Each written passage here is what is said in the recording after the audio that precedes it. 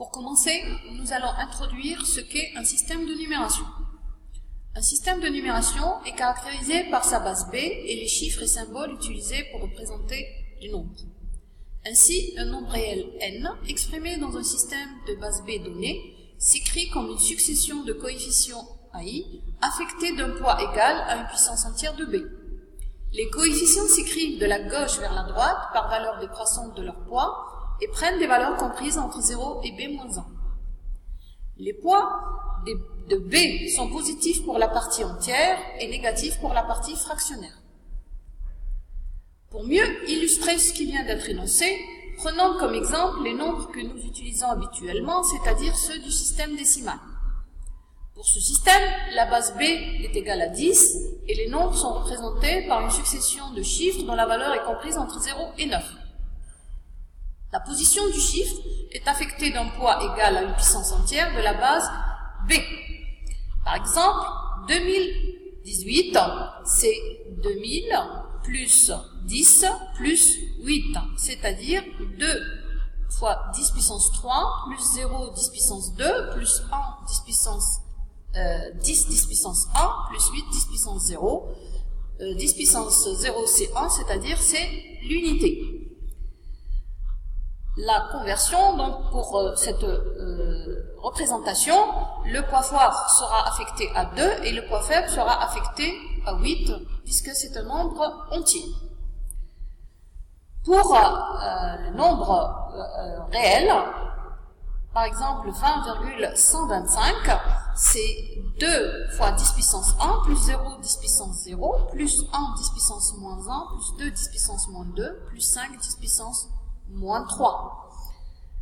On voit donc que le chiffre des unités correspond à la base puissance 0, le chiffre le plus à gauche correspond au poids le plus élevé et le chiffre le plus à droite correspond au poids le plus faible. Pour les autres systèmes de numération, on tient le même raisonnement, on remplace juste la base par sa valeur. Pour le système binaire, la base B c'est 2 et les nombres s'écrivent avec les deux chiffres 0 et 1 qu'on appelle également bits. Dans le système octal, B est égal à 8 et les chiffres utilisés sont compris entre 0 et 7. Enfin, dans le système hexadécimal, B c'est 16 et les nombres sont exprimés en utilisant les 10 chiffres décimaux et les 6 premières lettres de l'alphabet. A pour 10, B pour 11, C pour 12, D pour 13, E pour 14 et F pour 15. La question qu'on est en droit de se poser maintenant concerne la conversion des nombres entre les différents systèmes de numération, c'est-à-dire la représentation d'un même nombre dans les différentes bases. Deux cas sont à considérer. Le premier cas, c'est la conversion d'un nombre exprimé dans une base B en son équivalent dans la base 10. Le deuxième cas, c'est la conversion d'un nombre exprimé dans la base 10 en son équivalent dans la base B.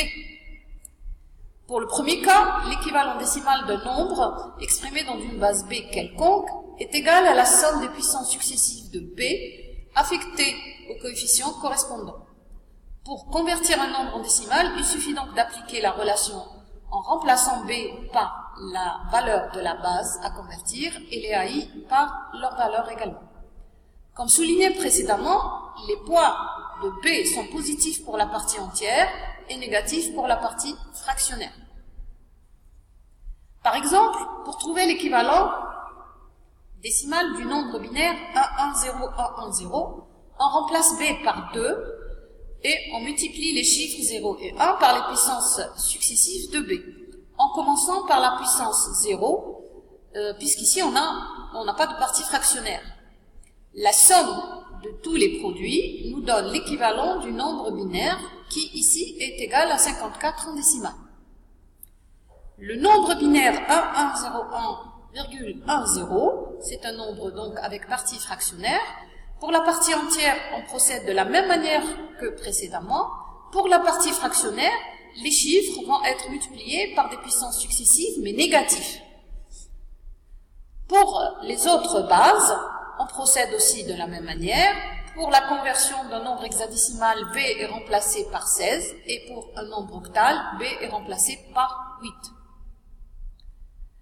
Pour la conversion d'un nombre décimal en son équivalent dans une base B, on utilise la méthode des divisions successives. La conversion de la partie entière d'un nombre consiste à diviser ce nombre successivement par la base b jusqu'à obtenir 0 comme résultat de la division. La succession des restes obtenus constitue le nombre dans la base b. Le reste obtenu en dernier sera affecté du poids le plus élevé. Pour la conversion de la partie fractionnaire, on multiplie successivement cette partie par la base b jusqu'à obtenir un nombre entier. Si, après 3 ou 4 multiplications, on n'obtient pas un nombre entier, on arrête les calculs. Il existe plusieurs codes de représentation des nombres binaires. On citera en particulier le code binaire pur. C'est tout simplement la représentation binaire d'un nombre décimal, comme expliqué dans le cas de la conversion décimale binaire. Le code 8421, le code BCD, le code excédent 3 et le code gré. Le code 8421 représente respectivement 2 puissance 3, 2 puissance 2, 2 puissance 1 et 2 puissance 0, c'est-à-dire les valeurs successives de 2 à la puissance i. Ces 4 bits permettent la représentation dans le code binaire pur des 16 nombres entiers décimaux compris entre 0 et 15. Le code excédent 3, c'est le code 8421 auquel on a supprimé les 3 premières combinaisons et les 3 dernières, ce qui donne la correspondance suivante. 0 dans le code excédent 3, c'est le 3 dans le code 8421. Le 9 dans l'excédent 3, c'est le 12 dans le code 8421. Le code BCD représente le code décimal codé binaire. Les nombres y sont codés chiffre par chiffre et non globalement comme dans le code binaire pur. Chaque chiffre, compris entre 0 et 9, est représenté par son équivalent binaire écrit sur 4 bits, c'est-à-dire sur un quartet. Dans le code gré, un seul bit change de valeur lorsqu'on passe d'une combinaison à la suivante. Il est défini par la propriété d'adjacence et de réflexion. D'ailleurs, ce code est également appelé code réfléchi.